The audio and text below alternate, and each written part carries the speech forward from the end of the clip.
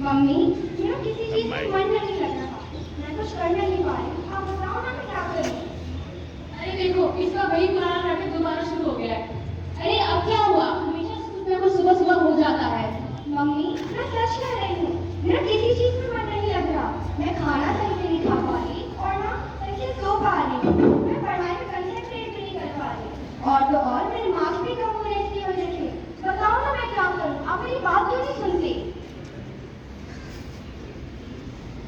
हाँ, मैं सब जानती हूँ, ये तेरे नखरे रोज के हैं। तू बस हमारे पैसे खर्च करवानी है। अरे शांत हो जाओ नमिता बेटा, तुम्हारा नाटक फिर से शुरू हो गया। पापा, आप तो समझो, आप मेरी बात ही नहीं समझ रही। मेरे को जो चीजें पहले अच्छी लगती थी, आपको अच्छी ही नहीं लगती। तो आप बताओ ना मैं क्या करूं। आप दोनों मेरी बात ही नहीं सुन रहे। इससे अच्छा तो मैं मर ही जाऊं। देख रही हो आजकल के बच्चे कैसे माँ बाप के सामने मंडी की धमकी दे रहे हैं। इससे अच्छा ये मर जाती। सही कह रहे हो, ये सब आपके लाड प्यार की ही वजह है। ये बहुत ज्यादा बिगड़ रही है, हमारे पैसे भी खर्च करवा रही है। अरे अरे शर्मा जी, आपकी बेटी ने अपनी जान दे दी। अरे क्या कह रही हो, पागल हो गई हो क्या? हाय रे मेरी बच्ची, क्या हो गया तुझे? मैंने तो आपको पहले ही बोला था कि अच्छे बाबा से जासूस करवा रहे थे, अब क्या फायदा। वो पागल नहीं, बीमार थी। वो पागल नहीं बीमार थी। वो पागल नहीं बीमार थी। वो पागल नहीं बीमार थी। वो पागल नहीं बीमार थी। दृश्य 2। मेरा सर दर्द हो रहा है और मेरी नीट की परीक्षा भी आ रही है। आप बताओ ना मैं क्या करूं। मेरे को सांस नहीं आ रही, मैं सच में नहीं कर पाऊंगी ये। मैं थक चुकी हूँ।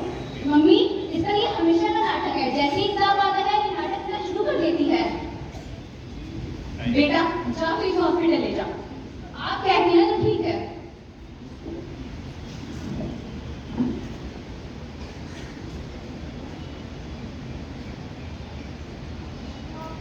हाँ जी आइए, बताइए क्या हुआ आपको। ये कह रही है इसका सर दर्द हो रहा है और सांस नहीं ले पा रही है। जैसे ही एग्जाम आता है इसका नाटक शुरू हो जाता है। तो कोई बात नहीं, मैं सर दर्द की दवाई लिख देती हूँ, ठीक हो जाएगी। नहीं, मेरा दवाई से मैं ठीक नहीं हो सकती। कोई मेरी बात ही नहीं समझ रहा है यहाँ पे। मेरे को सही से भूख नहीं लगती और मैं सही से सो नहीं पा रही। कोई मेरी मदद नहीं कर पा रहा है और ये मेरी बात ही नहीं समझ रही। ये डॉक्टर मेरे को दवाई देने में तुले हैं, पर मेरे को तो पता है कि मैं इस दवाई से ठीक ही नहीं हो सकती। अरे इसको कुछ नहीं हुआ, आप इसको लेके जाओ, इसको दवाई दिला दो।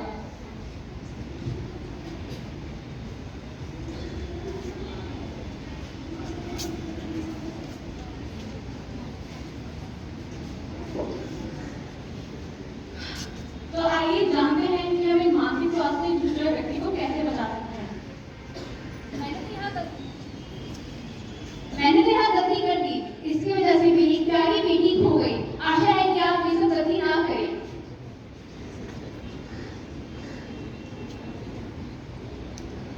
तो आखिर मानसिक स्वास्थ्य के लक्षण होते क्या हैं?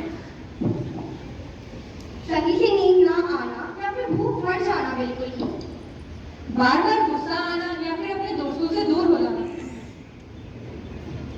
मन का परेशान रहना या फिर मरने की इच्छा जताना।